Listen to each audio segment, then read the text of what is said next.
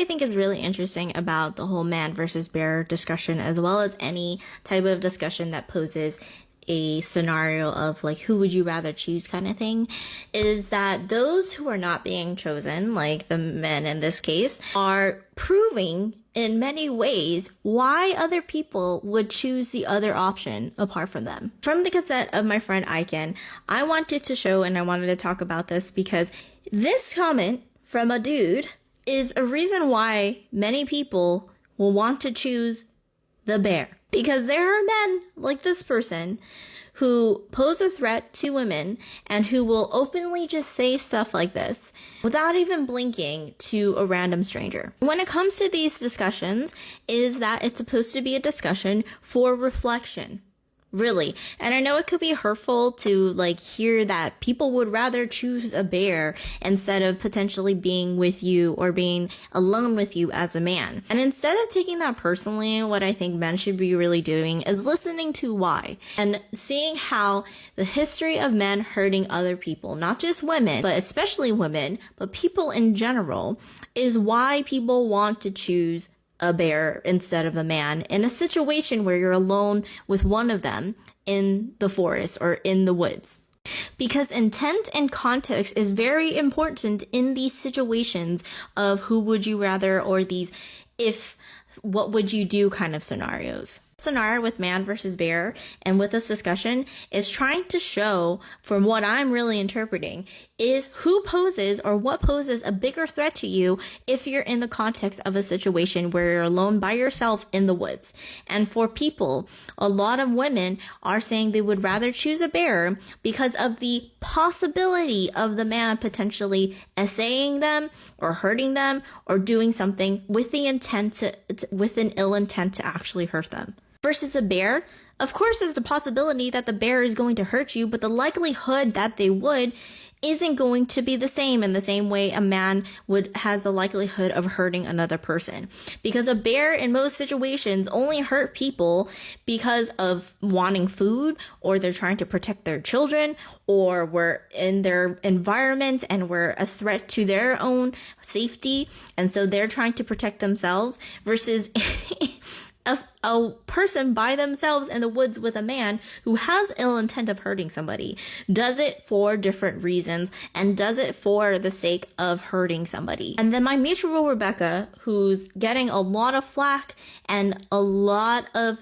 terrible comments from white women when she presented another factor when it comes to this type of scenario or hyperbolic type of discussions, is that she brought into the idea for people to think about, especially white women, how people would feel when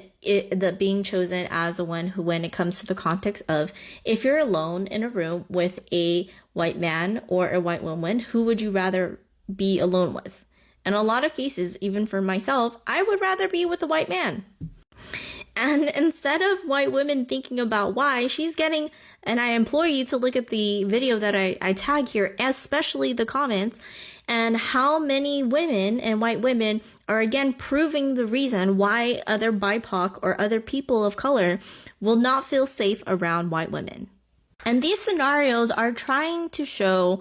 that you, as an individual, if you are being called into these scenarios, it isn't a place for you to feel bad about yourself. It's a place for you to think about how you yourself and how the system itself and social systems and the hierarchies that they pose and all these different rules create certain threats and experiences for people to have certain prejudices and biases towards others because of those things in place. And that is the reality of what it is. But what you as an individual should do when you hear yourself in these scenarios is to think about how fucked up the system and the societal things are that make it so that you are a threat to somebody else, and how you need to improve yourself as an individual to not perpetuate those prejudices so that people don't feel that you yourself are a threat to others. And this is something that I know is especially true for white individuals, is that when they are called out in these type of scenarios, instead of listening to those who are telling you why they would rather choose the other option and really taking a minute of humility to be like, man, that's really sucks. And I know even myself, I would never do that to a person, but I understand where that person is coming from. And I would like to learn more about their experiences to understand why others like myself pose a threat to them.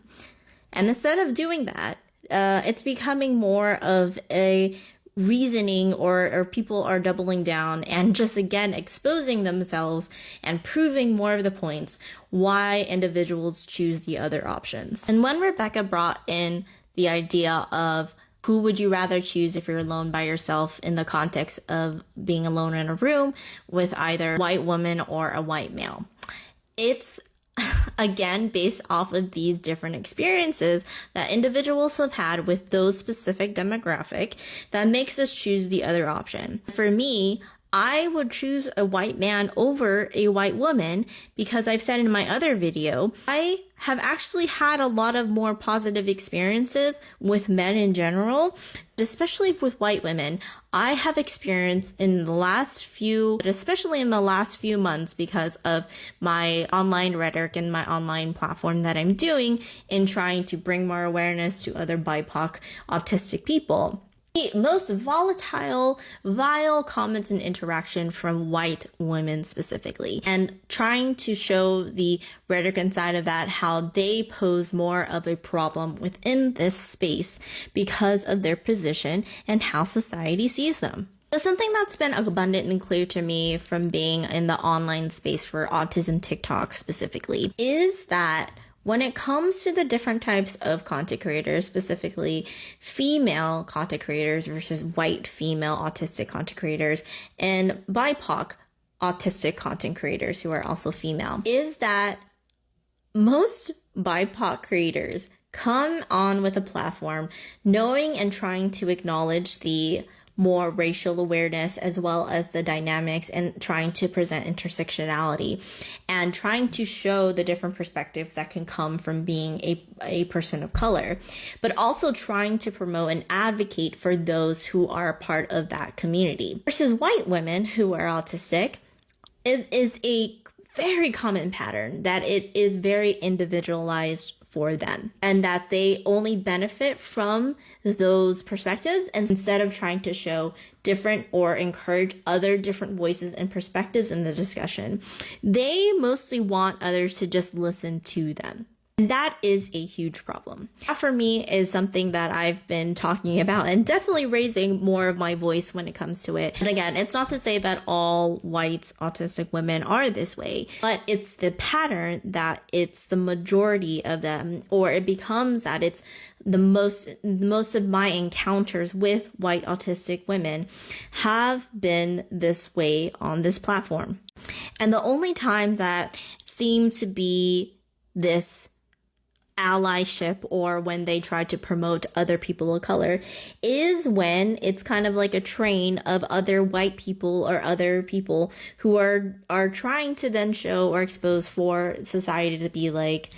oh yes, I do have other friends, or I do believe in intersectionality and listening to others. Here are these different creators. And it's kind of a one-off thing. So that doesn't really show that this is something that's always on your mind. Versus for me and for my platform, as well as I see for a lot of other BIPOC autistic creators, this is a constant theme for us. We always try to show intersectionality.